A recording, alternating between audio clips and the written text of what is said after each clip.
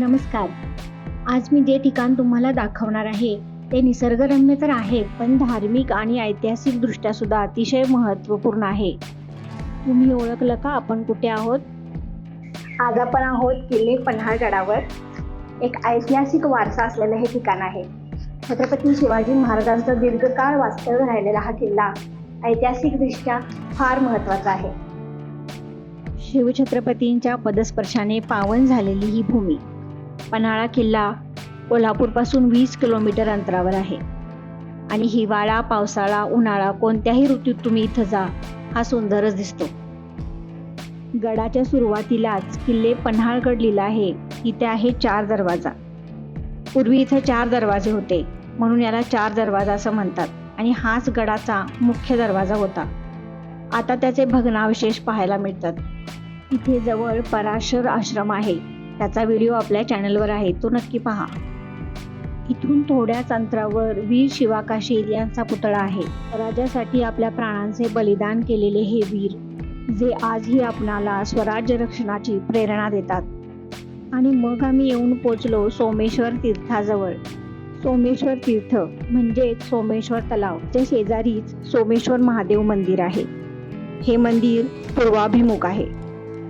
छत्रपती शिवाजी महाराजांनी आपल्या सैनिकांच्याकडून 1 लक्ष सोनचाफ्याची फुले इथे वाहिली होती. दगडी बांधकाम असल्यामुळे हे अतिशय थंडगार आहे. महर्षी पराशर मुनींनी देव सोमेश्वराची पूजा करून इथंच एक आश्रम बांधला व राहू लागले. करवीर महात्म्यात त्याचे वर्णन आहे. पुढे आम्ही येऊन पोचलो सज्जा कोठी येथे. ही दुमजली वास्तू आहे. वास्तू अतिशय सुंदर आहे. सज्जा म्हणजेच बाल्कनी, सज्जा कोठी म्हणजे बाल्कनी असलेली इमारत. एका छोट्या दगडी जिन्यातून आपल्याला वरच्या मजल्यावर जाता येतं. तिथे उजेडासाठी आणि हवेसाठी एक छोटा झरोका सुद्धा आहे.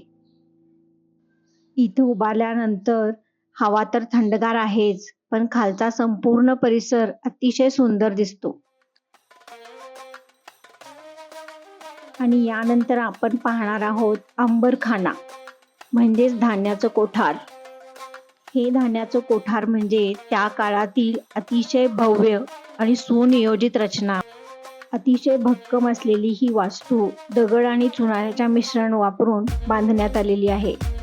गंगा, यमुना, सिंधू अशी या कोठींची नावं आहेत. स्थापत्यशास्त्र आणि नियोजन याचा उत्कृष्ट नमुना म्हणजे धान्याचं कोठार. आणि मग आम्ही पाहिला नरवीर बाजीप्रभू देशपांडेंचा पुतळा. स्वराज्यासाठी बलिदान दिलेला महान योद्धा.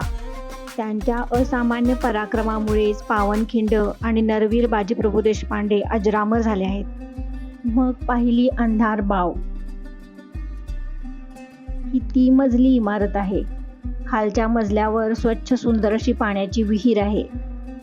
अतिशय भक्कम आणि सुरक्षित रचना असलेली सुस्थितीतली वास्तू आहे. यानंतर आम्ही पाहिला भक्कम असा 3 दरवाजा. ही वास्तू आणि हा चौक फार महत्त्वपूर्ण आहे. छत्रपती शिवाजी महाराज जेव्हा पहिल्यांदा पन्हाळगडावर आले, तेव्हा याच चौकात त्यांच्यावर सोन्याची फुले उधळून स्वागत करण्यात आलं होतं. 3 दरवाजाच्या वरून तुम्हाला आजूबाजूचं सुंदर दृश्य दिसतं. यानंतर आम्ही मस्त जेवलो. पन्हाळ्यावर झुणका भाकरी सगळीकडे मिळते. तुम्ही गरम गरम झुणका भाकरी इथं खाऊ शकता. पर्यटक म्हणून पन्हाळगड फिरताना ही एक ऐतिहासिक वास्तू आहे याचं भान ठेवा. आपण आठवणी घेऊन जा आणि फक्त पाऊलखुणा मागे ठेवा. धन्यवाद.